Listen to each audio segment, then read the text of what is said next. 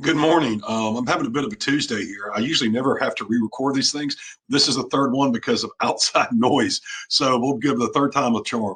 Listen, we're going to announce the winner of the Georgia-Missouri game. As you know, they won 43-6. We had a lot of good predictions, and two people tied, and one of those was from our company, and we have a way to determine that winner. So Michael Kofer, who's down in Florida but keeps in touch with us, 44-7, good prediction. Ted Jones, 41-7, another excellent one. Sis Betris, another good prediction at 45-3. And then Cameron Treadway from our company predicted 42-6. And that is tied with Nathan King, who also predicted 42-6. Both great predictions. Cameron, I hate it for you, bud. We love you, but we're going to kick you out as somebody in the company, and we're going to give Nathan King the winning prediction of this week at 42-6. So congrats to you, Nathan, and thanks for all the people that send them in. Some of these close predictions are kind of starting to reoccur. I've seen a lot of the same names: Ted Jones, Sis Betris, Greg Dyer had won at 45-6. So let's turn our attention to the Georgia-Tennessee game, as it is a big deal. A few little facts about Knoxville. 1982 World's Fair. Probably didn't know that. It's actually a famous Simpsons episode where Bart and his friends steal a car and go to the Knoxville for the World's Fair. One of my favorites.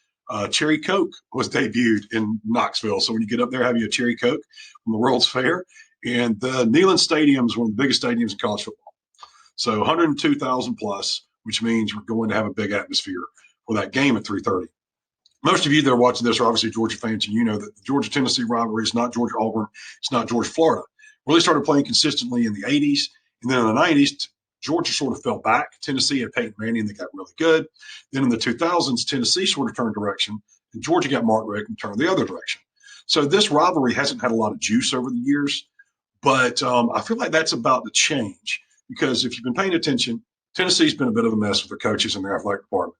Now they have turned it around. They've hired Josh Heupel. He's done a really good job, and he runs a hurry-up offense, which most of you know that's getting a lot of plays out, trying to run a lot of offensive plays very quickly at the line of scrimmage to make sure the defense is not good and set, eventually hopefully wearing out that defense and just scoring a bunch of points. Tennessee beat Kentucky with barely possessing the ball and scoring a bunch of points. So Georgia could be in trouble, with the atmosphere and everything. So the other thing I want to note is I feel like this rivalry might be about to change. It didn't have juice before. For a long time it did, I should say. But now that we've pushed Tennessee back to November, I feel like it's going to take the place of where the Auburn game used to sit, in the sense of after the Florida game, you've still got this massive game for Georgia to play that could ultimately decide a lot of things, not only in the SEC East, but the SEC as a whole. And I think this is sort of the return of Rocky Top. So get ready to Georgia fan to start not liking Tennessee again. I think it starts this weekend. I think Georgia has got their hands full, and I think Georgia can win this game.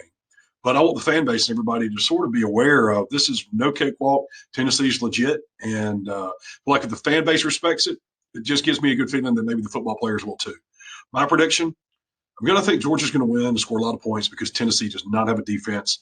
56 points to 35, 56-35. Yes, that's right. The great Georgia defense gives up 35 points in Knoxville.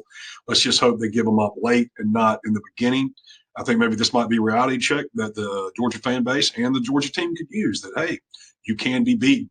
Either way, I think Georgia can pull this off on the way to hopefully a very great season for our fan base. Send us your prediction. Have a great week, and go Dogs.